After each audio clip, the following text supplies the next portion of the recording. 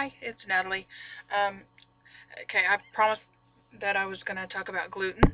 Um, Bear in mind, this is just my experience and my family's experience with gluten. It doesn't, I can't tell anyone else uh, what their path should be. I'm sharing my experience, and I will be pretty blunt and straightforward in these videos because this is just my journey and my opinions and I'm not here to coddle or baby anybody or tell anybody, that it's all going to be easy and that anything they decide is fine. But I'm also not here to tell anybody that my way has to be their way. Um, uh, I am gluten free. My 17-year-old is gluten free. My 19-year-old still will occasionally have some healthy whole grains, and she does fine. She, however, is lactose intolerant. So, yeah. But I started thinking about gluten back when I was still working before I had even hit my rock bottom. There was a friend at work who had celiac disease, and we would talk about it sometimes. And so I started doing some research and read some things and looked things up, and um, I did recognize some of the symptoms in myself is what made me decide to look into it. Um, I had, a lot of with all of the things that I have wrong, it's hard to say, this could be because of the gluten, because I felt like crap all the time. But there were some, not just brain fog, but actual memory problems and not being able to come up with a certain word that you needed and things like that some doctors are attributing to problems with gluten and things like that. And so I did try to cut way back on the gluten, and it helped some, but that was way before I found out about juicing or any of that sort of thing. And at that point, then things started really going downhill, and my health got so much worse, and gluten and worrying about gluten were the least of my problems. So I completely forgot about it, really. I tried not to, was still, in the mind frame that I wasn't going to just eat bread very much. But um, of course, when we went on our juice fast, we were gluten free while we were juicing. Now, as I'd mentioned, once a week we would have a Subway meal. Well, the first week, I had a sandwich for my Subway meal. We all did, and Harmony and I definitely noticed that we didn't feel good afterwards. Um, I had salads the other times, but the girls went ahead and still had sandwiches. Um, so really, they never were completely gluten free at any point. The longest they went without gluten was 6 days, and that's not really long enough to get it out of your system to test your body for sensitivity. Um, so, after the fast, we spent a couple of weeks really getting back into eating solid foods more, and we would eat vegetables and salads and things like that. Um, well, I started buying an Ezekiel bread, which, if you're eating bread, that's a great bread to eat. It's a nice, healthy, sprouted whole grain bread. Um, and the girls were really liking it. I was getting buying not a lot of grains, but a little bit here and there. So again, they never really were completely gluten free. Well, one day we hadn't had any bread in a good week. Just one of those times when I just hadn't been to the store in a while, and we hadn't had any bread in a while. And I got some, and Harmony was like, "Oh, I've been wanting a sandwich." And she had a sandwich, and she came in and she said, "I think that sandwich made me sick. I really do." And she said, "I think I should do the elimination diet to see if I have a problem with the gluten." And so I didn't buy any bread for 2 weeks, and Jenny agreed she was willing to go along with it too. So for a solid 2 weeks, I was fanatical. I mean, I read every label, made sure we didn't get any gluten, didn't buy any bread, um, and the day that I did buy the bread again, we're like, okay, gonna, you know, eat bread and see, if you feel anything different within the next few hours, because I've been told that once you've actually eliminated it completely for a couple of weeks or more, you'll know. And sure enough, we all ate a sandwich. I felt like crap, but it was just bloating and feeling lethargic and yucky. Ginny said she was fine, didn't bother her at all, but Harmony was sicker than a dog. I mean, I thought I was going to have to take her to the emergency room. This kid is not one to really get super sick very often. She doesn't really share it with other people when she does. And I mean, she was in the bathroom throwing up, having diarrhea. Pardon, sorry for the TMI. That's what this is about. And horrible, horrible stomach cramps. It was hurting her really bad. And she was like, okay, I get it. I understand. I'm not, no more gluten for me, you know.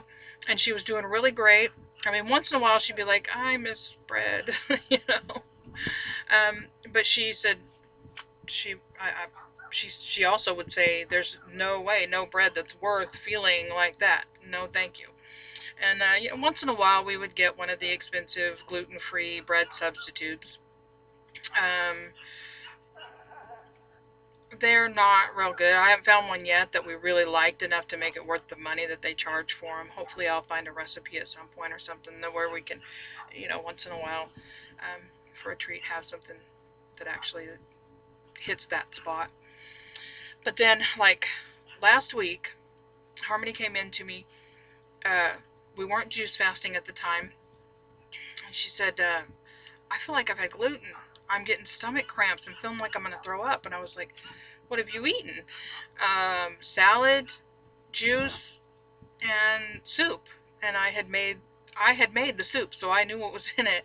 I was like, okay, well, that's weird. And so I started going through in my mind what all was in the soup. Wild rice, lentils, okra, tomatoes, and like that. And, oh wait, and I was like, surely that seasoning spice stuff wouldn't have gluten in it. And I'm usually fanatical about reading labels, but this one my son had bought and I hadn't read it, and I just thought, it's spice, it's flavoring to make chili. Went and looked at the label, and sure enough, enriched wheat protein or something like that, enriched wheat something or other, I can't remember. I was like, are you freaking kidding me? So that 2 tablespoons of spice in that entire pot of soup, and she got that sick. So yeah, it's worth checking out, because for one thing, if you're against GMOs, let me tell you, wheat is about the most genetically modified substance that we eat in this country. It's nothing like the wheat that our grandparents ate. It's a completely different breed of animal. Completely. I get it. It has been intentionally modified so that they can make more or whatever. And I maybe in that instance, maybe their motives were good. Maybe they were just trying to feed the world. I don't know. But they have most definitely changed wheat into something completely different from what it used to be. And a lot of people can't tolerate it. And another thing that I have found, women especially, before I forget, women especially need to read the book by Sarah Gottlieb. Sorry, my doggy is wanting attention. Gadget. There's Gadget. It's the hormone solution, I think. I can't remember, but it's Sarah Gottlieb, Gottleib or IEB. And it's a really good book, and she talks about how gluten can contribute to all the rampant hypothyroidism. Hardly anybody used to have it, and now every other female you meet has it. I have it, or had it. The symptoms have all cleared off since I changed my diet, but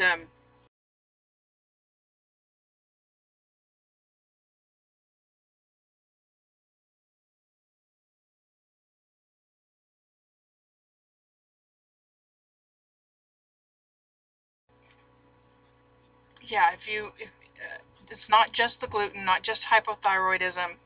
That is just an excellent, excellent book. But apparently the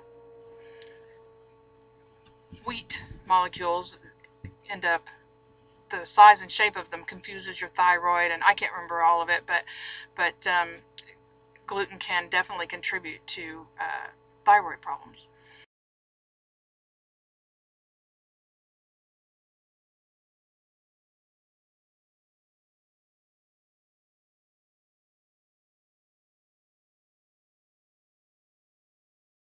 So that may be part of why my thyroid symptoms have cleared since I started this diet. I'm also dairy free and sugar free.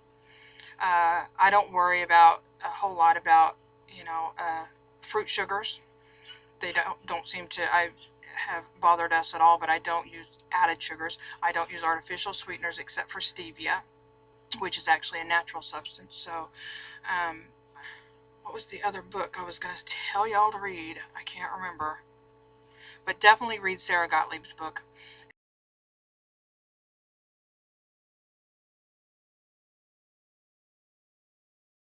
At least it is well worth taking 2 weeks of your life to, for one thing, get out from under yet another addiction because you're addicted to bread, um, and see what it does for you.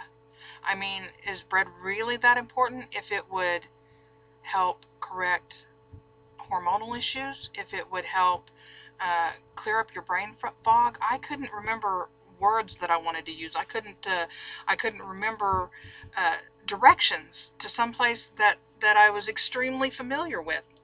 So if bread is, if you love bread so much that it's worth it to you to continue having health problems that you wouldn't have to have, then that's fine.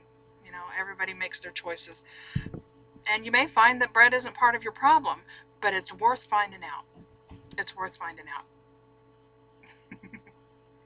So juice on, everybody. If I did it, you can do it.